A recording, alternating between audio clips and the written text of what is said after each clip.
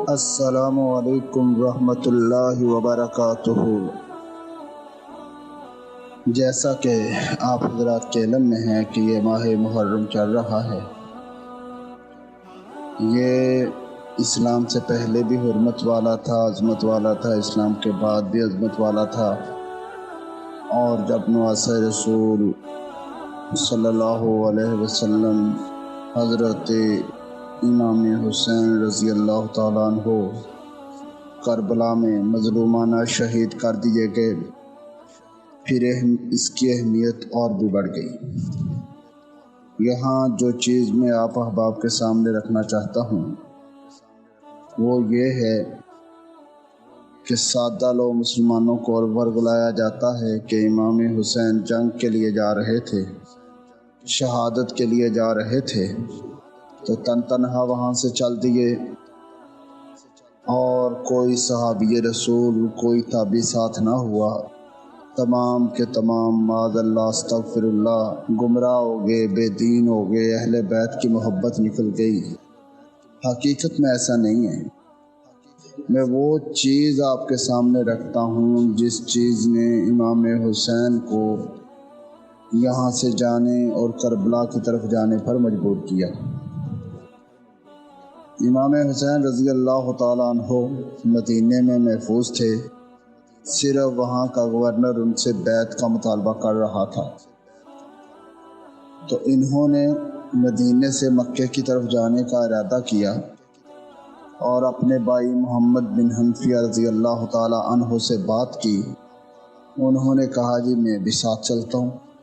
انہوں نے کہا نہیں، آپ میرے ساتھ نہیں جائیں گے، آپ یہیں ہی رہیں۔ تو اگر وہ جنگ پہ جا رہے تھے تو صحابہ ساتھ نہیں گئے، تو یہ تو ان کے سگے بھائی بھی ساتھ نہیں گئے، حضرت علی کے بیٹے بھی ساتھ نہیں گئے، محمد بن حنفیہ بھی ساتھ نہیں گئے، پھر ان کے بارے میں کیا کہو گے؟ ان کو کس کھاتے میں ڈالو گے؟ حقیقت میں ایسا نہیں ہے۔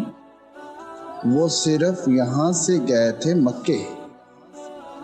جب مکے گئے تو پھر کوفیوں کو پتہ چلا، جن کی فطرت میں ابتدا سے ہی شر اور فتنہ تھا، فتنہ اور شر اس قدر تھا کہ یہ ان کے دل کی آگ شہادت عثمان سے نہ بجھی، ان کی آگ شہادت علی سے نہ بجھی، یہ ان کے سینوں کی آگ شہادت حسن سے نہ بجھی، جو انہوں نے اپنے سینوں کو حضرت امام حسین کے خون سے ٹھارنا چاہا۔ یہ لوگ ابتدا سے فتنہ پردار تھے، جب سے یہ کوفہ آباد ہوا ہے، حضرت عمر رضی اللہ تعالیٰ عنہ کے دور میں آباد ہوا ہے، اور یہاں کے لوگ پرفتن ہی رہے، ان میں امن نہیں تھا۔ اسی بدامنی کے پیش نظر انہوں نے امام حسین کو خطوط لکھے، اپنی وفاداری کا اعتبار دلوایا۔ قصہ مختصر کہ امام حسین علیہ السلام ان کے ان مکاریوں میں آ گئے اور وہاں سے جانے لگے۔ عبداللہ بن عمر رضی اللہ تعالیٰ عنہ نے روک کے کہا حسین کوفے والوں پہ اعتبار نہ کرنا، اور دیگر صحابہ اکرام نے روکا، امہات المومنین نے روکا، مگر حضرت حسین رضی اللہ تعالیٰ عنہ ان کی وفاداری پہ یقین کر کے چلے گئے۔ جب وہاں وہ پہنچے، جب فوجوں نے آ کے چڑھائی کی، جب حضرت حسین کا گھیراؤ ہوا، تو پھر یہی ظالم اپنے گھروں میں چھپ گئے، دروازے بند کر لیے اور خاموش تماشائی بن کر حضرت حسین کی شہادت کو دیکھتے رہے۔